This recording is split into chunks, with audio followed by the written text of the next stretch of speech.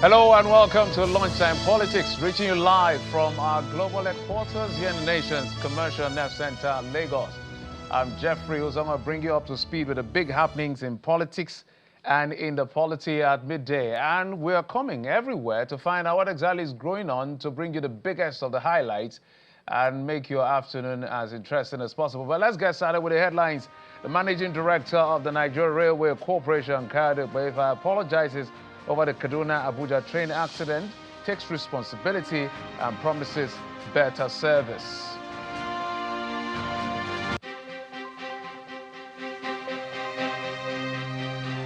And the president of the Academic Staff Union of Universities, Professor Chris Kiwona, says the union has shown good faith. It cries negligence to multiple reviews of the 2009 renegotiated deal with the federal government.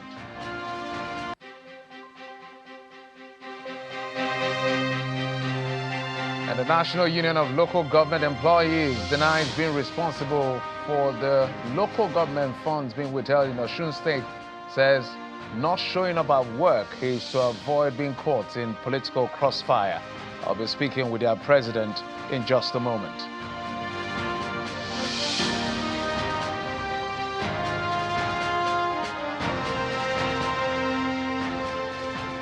A few hours or days ago, we saw what played out the Kaduna-Abuja railway corridor, where there was a big incident, or in this case, an accident that left a few persons injured. But that railway line has now been shut till further notice, pending when investigations are concluded and rework commences to put it back on track. But the managing director of the Railway Corporation, Mr. Kaduna-Abuja, has spoken about this and is taking responsibility and apologizing for that derailment along that route. He sympathizes with the victims and said something has to be done to improve even the services of the railway service going forward.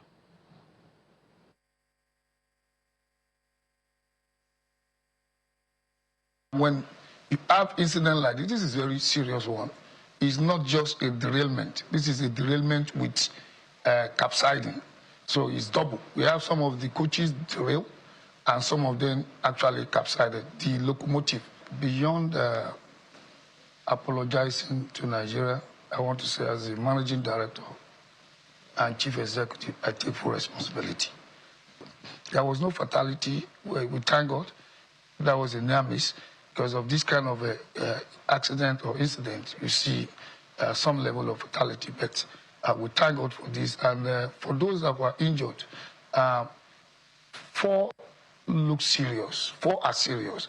And another 2 or so were discharged immediately. And we will follow up on those that might still be in the hospital. I don't know as at this moment.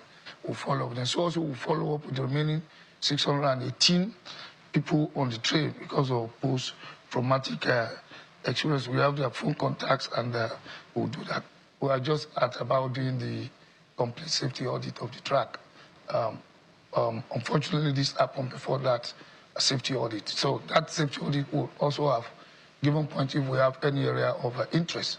But that notwithstanding, we are waiting the outcome to know what factors are responsible. Is it electromechanical? Is it human? Is it track? Is it weather?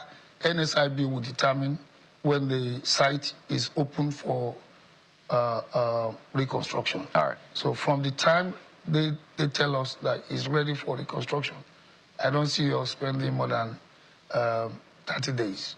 So it depends on when they declare the site open for reconstruction. That is to fix. But when we fix this time around, we may not open immediately. We may have to do a complete safety audit because it's part of a global standard.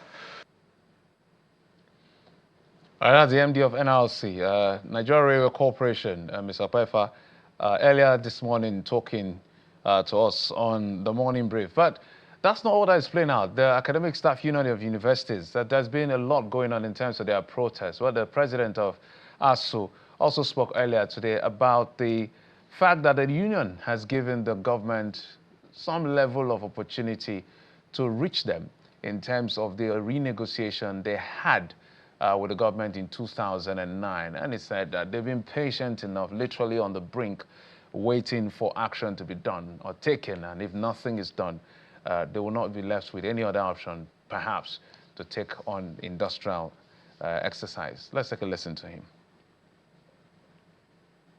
Let me put the figure to the 3.5 months salary. When we calculated what was outstanding, if the 3.5 months salary was paid to us, it was about 8.3 or 8.5 billion naira for all federal universities across the country. It's about 8.5 billion naira. On the issue of the 35 months salary arrears, I do not have that figure, but I believe that Budget Office or the Office of the Accountant General should know what that 35% translates to. In the last 2.5 years, our congresses have decided that we should embark on a strike action. And the union leadership has held back, thinking that this government, once it has settled, it will address these issues. And we have now reached a point where our members no longer want to give government more chances. They think that we've given them enough chances, enough time to address these issues. And so as soon as our members across branches decide on what action they want us to take, one thing I can assure our members is that once they decide and they tell us what they want, the leadership will not blink. We will carry out exactly what our branches say we'll do. So let's wait and see. But for now, the union has decided on protest. We have embarked on the protest.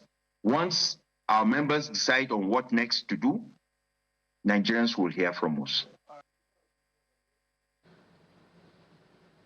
This is a very serious conversation earlier this morning, and one of the things that was discovered is the fact that the withheld salaries is just about 8.5 billion naira. That's no big deal to the federal government, and I hope that the president has heard and can swing to action, because if the president pays, or however it's done within the system, to make sure that is cleared, ASUU may rethink taking industrial action. From the analytics we know so far in the last 26 years, if you put all the times ASUU has gone on strike together, a number of days, it comes to almost 4 years, and that's a lot. That's almost the time to get an academic degree from a university. So now that we've not seen so much of industrial action, we hope this is sorted out. But before the president spoke this morning, there were a couple of actions being taken across the country by different congresses and different chapters of the union in our next report.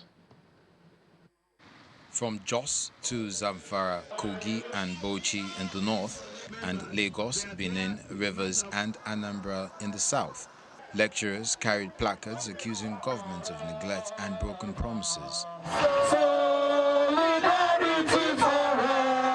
In Lagos, at the University of Lagos, members of ASUU expressed their grievances through placards with different inscriptions. The general public should also know that ASUU has written several letters to the federal government of Nigeria, drawing its attention to the need to resolve this crisis amicably. Lamentably, the federal government has always turned a deaf ear to all our pleas. Soon and very soon, we are going to strike again. In Edo State, members of ASUU, University of Benin chapter, threatened to join their counterparts nationwide if the federal government does not honor the 2009 federal government ASUU renegotiation agreement. Enough is enough! To be clear, we have the renegotiation of that agreement, which contains our conditions of service, to inform the Nigerian people that we have been on the same salary for 16 years. It has never happened anywhere. It is only in Nigeria that lecturers and academics are treated with so much disdain. River State lecturers are also part of the protest as they back the demand for improved welfare. A graduate assistant takes home, and what I'm giving is gross, 169,192 naira.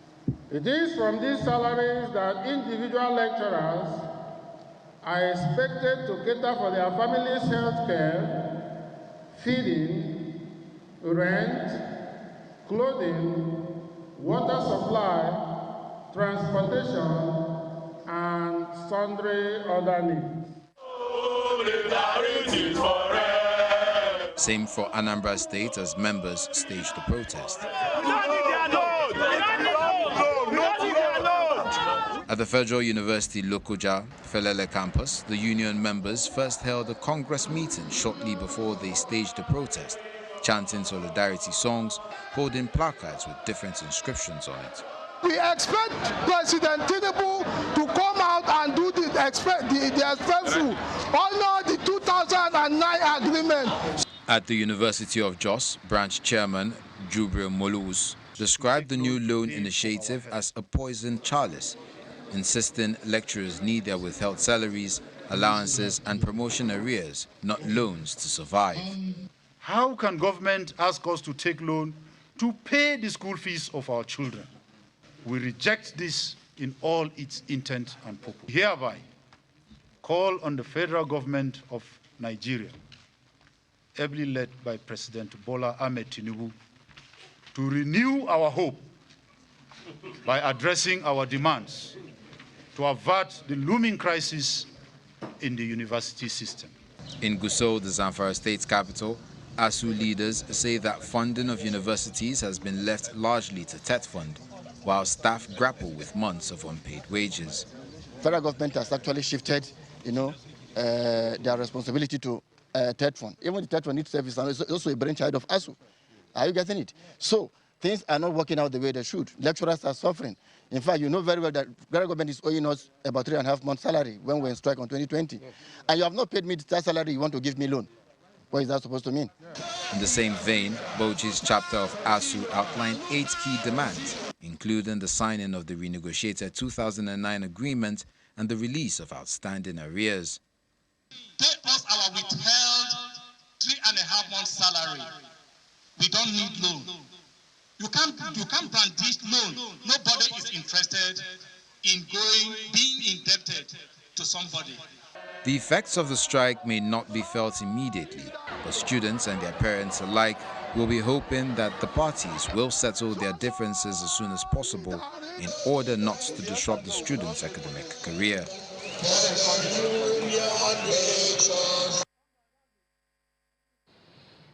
All right, so we'll take a quick break now, and when we come back, we'll get to that conversation in Osun State in just a moment. Stay with us.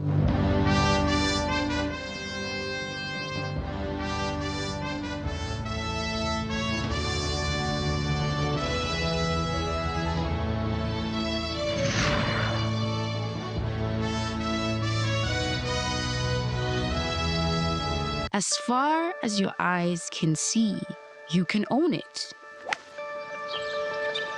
This is a place where life feels just right. Built on integrity, surrounded by nature, a place where you feel alive. This is more than land, a place where families grow and thrive in eco-friendly environment, with golf course, amusement park, artificial lake, sports centers, residential and commercial spaces. Luxury in every detail. Here, living with nature isn't a choice. It's a way of life with every investment yielding more than returns. Be among the first to invest for greater returns and a new lifestyle. Hutu exclusive.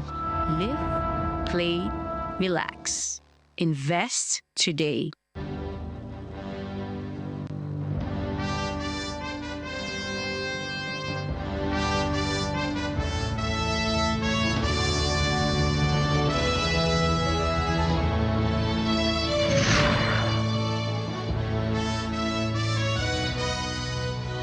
Well, the big day for Osun governorship election is August the 8th, 2026. So attention is gradually shifting to the state as already INEC has released their timeline for or timetable for the political parties' primaries. This includes deadline for submission of candidate names and resolution of all disputes related to primaries and so on. But ahead of that important day of more concern to the chapter of the Union of Local Government Employees is what they describe as a continued delay in the release of the state's local government allocation, which the chieftain of the All Progressives Congress recently justified to the media by attributing the non-release of those funds to the strike action by NOLGE members in the state. Now, according to NOLGE, they said, we're not on strike, but we only stayed away from the council secretariat for fear of being attacked by politicians and their thugs. We appealed to the federal government to release the withheld funds so that local government authorities can effectively carry out their duties. Now, also lending its voice to this situation is a body of religious leaders, including Islamic teachers and scholars who, in their statement today, urged President Tinubu to immediately direct the release of the Osun withheld allocations and also adhere to the court judgment affirming the last elections in the state.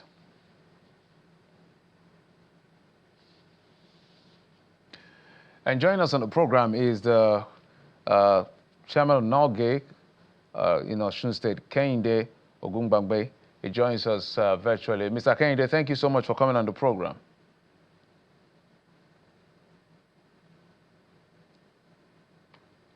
Mr. Kehinde, can you hear me?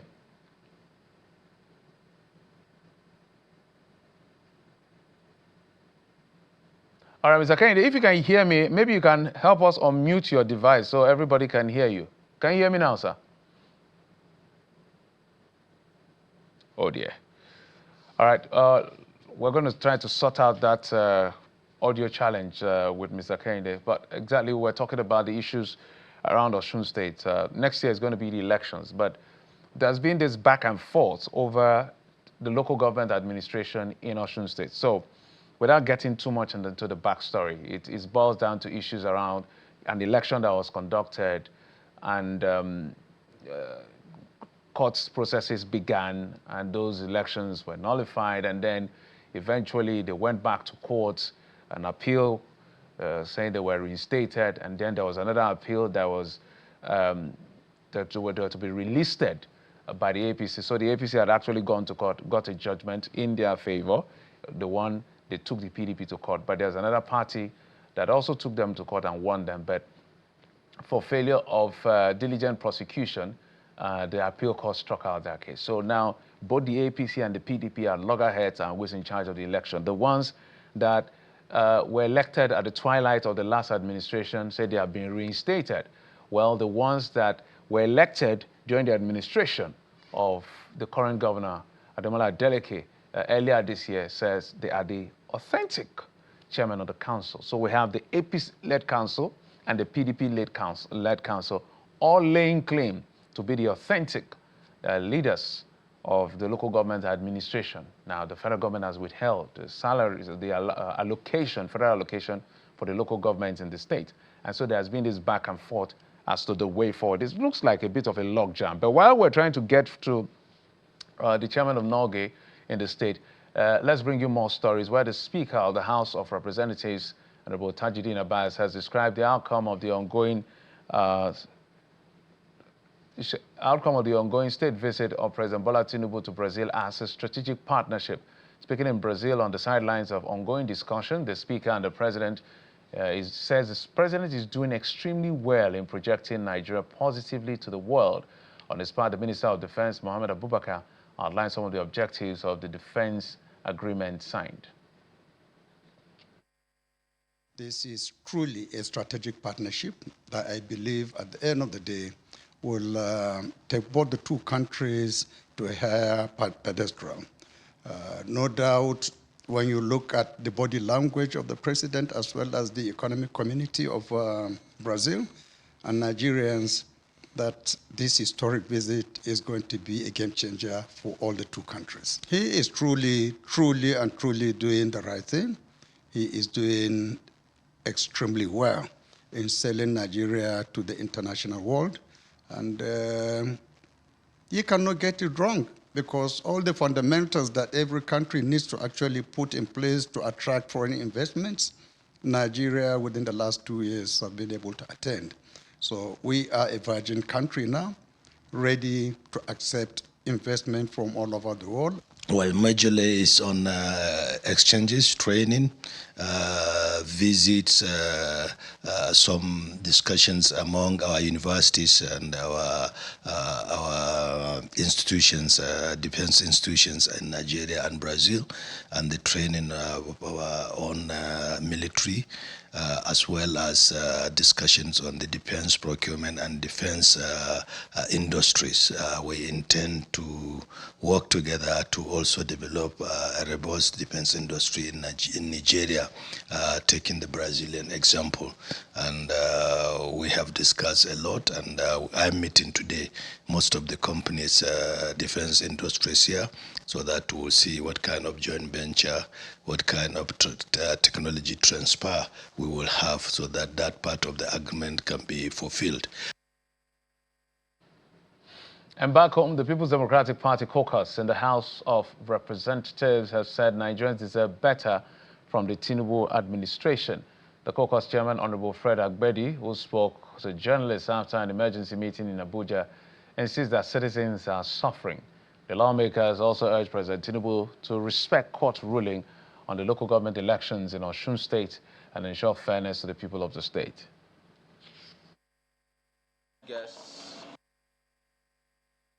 There are massive killings going on across the country, and that shows that a government that cannot protect our people is not a government that is fit to continue in office.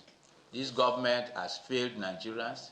The APC government, for the past 12 years, 10 years that have been in power, has failed Nigerians.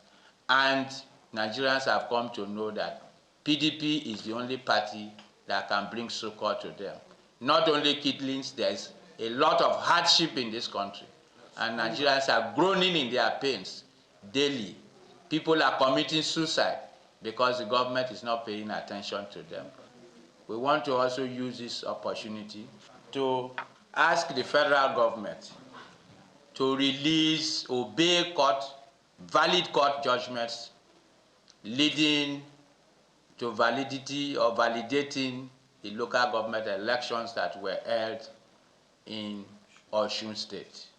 This is anti-democratic, and as a party caucus in the House of Reps, who are lawmakers, we insist that the right thing be done, due process be complied with, legal judgments be obeyed, so that Osun State and the people of Osun State and the local governments will enjoy the benefits of the creation and administration of local governments in Osun State. And away from that, the National Security Advisor, Nuhu Ribadu, has handed over 128 rescued kidnap victims to their families. The victims were freed by security forces in two separate operations in Kaduna-Abuja in Zamfara State. The NSA praised the security agencies for their efforts, vowed that those responsible for this abduction will be tracked down and they will be brought to justice. It's a happy moment for 128 kidnap victims as they file into the conference room of the National Counter-Terrorism Center to be united with their families. Okay. The coordinator of the National Counter-Terrorism Center provides details of the rescued victims. They were rescued in two batches. The first batch were rescued on the 14th of August, which comprised 42 individuals, 14 males, 27 females, and a toddler. The second batch were rescued on the 19th of August, comprising 34 males and 54 females. So unfortunately, among the rescued batch, second batch, we lost one of the children due to illness. Without mincing words, the National Security Advisor vows to track the perpetrators of kidnapping as he commends security agencies for their efforts. More innocent Nigerians have been rescued from the hands of criminals. who sought to deny them their freedom. Today, a total of 128 persons were rescued from Kauranamoda. This is a remarkable achievement and a testament to our resolve as a nation. Today is not just about their return. It is about reaffirming our collective resolve as a nation to create a more secure environment for every single person living within the territorial boundaries of our beautiful country. Let me be unequivocally clear. This work will continue. There will be no respite in our operations. There will be no safe haven for those who terrorize our citizens. We will hunt them, we will find them, and we will bring them to justice. As the victims are reunited with their families, the National Security Advisor is promising to ensure that they are treated for trauma and helped to settle down in their communities. And that's it on the program. Thanks for your time and company. I'm Jeffrey Uzanga. Bye-bye.